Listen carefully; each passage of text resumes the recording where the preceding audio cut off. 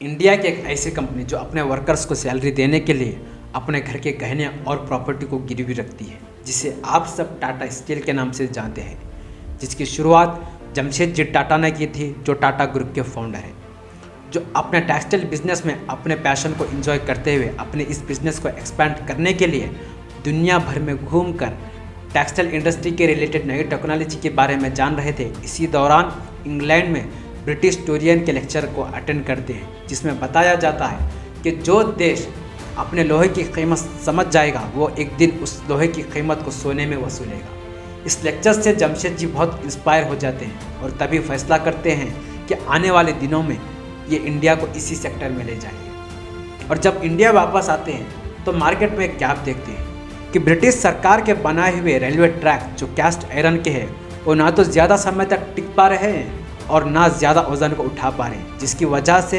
Railway में बहुत ज़्यादा परेशानी आ रही थी। इसका एक ही सलूशन था कि कास्ट आयरन की बजाय स्टील का इस्तेमाल किया जाए, पर उस वक्त इंडिया में स्टील बहुत ही महंगा था, स्टील को इस्तेमाल नहीं किया जा सकता था।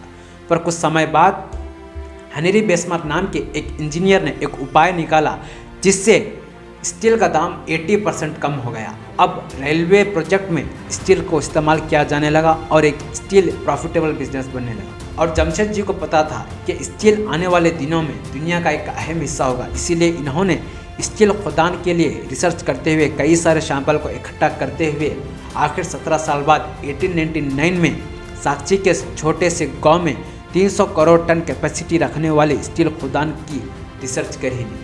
पर इस सपने को पूरा करने से पहले 1904 में जमशेद जी का देहांत हो जाता है। इस सपने को पूरा करने के लिए इनके बेटे दुराबजी टाटा 1907 में जमशेदपुर में टाटा आयरन एंड स्टील की शुरुआत करते हैं, जो आगे चल के टाटा स्टील बना। पर यह वक्त उतना आसान नहीं था। ये वो वक्त था जब इंडिया में ब्रिटिशों की हुकूमत थी। कोई भी अंग्रेज किसी भी इंडियन एंटरप्रेन्योर को सक्सेसफुल होता हुआ नहीं देख सकते थे, लेकिन अंग्रेज़ों को रेलवे की बहुत ज़्यादा ही ज़रूरत थी और बाकी देशों से स्टील इंपोर्ट करना उन्हें बहुत महंगा पड़ता था। इसीलिए उन्होंने टाटा स्टील को रोका नहीं, बल्कि 1914 में वर्ल्ड वार के समय स्टील का बहुत ही ज़्यादा इस्तेमाल किया, जिससे शुरुआती दिनों में टाटा स्टील एक सक्सेसफुल कंपनी बनी।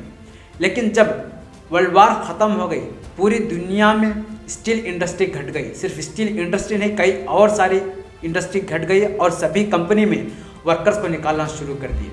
पर इंडिया में टाटा थे जो अपने एक भी वर्कर्स को निकाला नहीं, बल्कि अपने बुरे से बुरे सिचुएशन में अपने घर के गहने और प्रॉपर्टी को गिरवी रख के अपने वर्कर्स को सिर्फ सैलरी ही नहीं बल्कि फ्री फैमिली मेडिकल फैसिलिटी भी दी।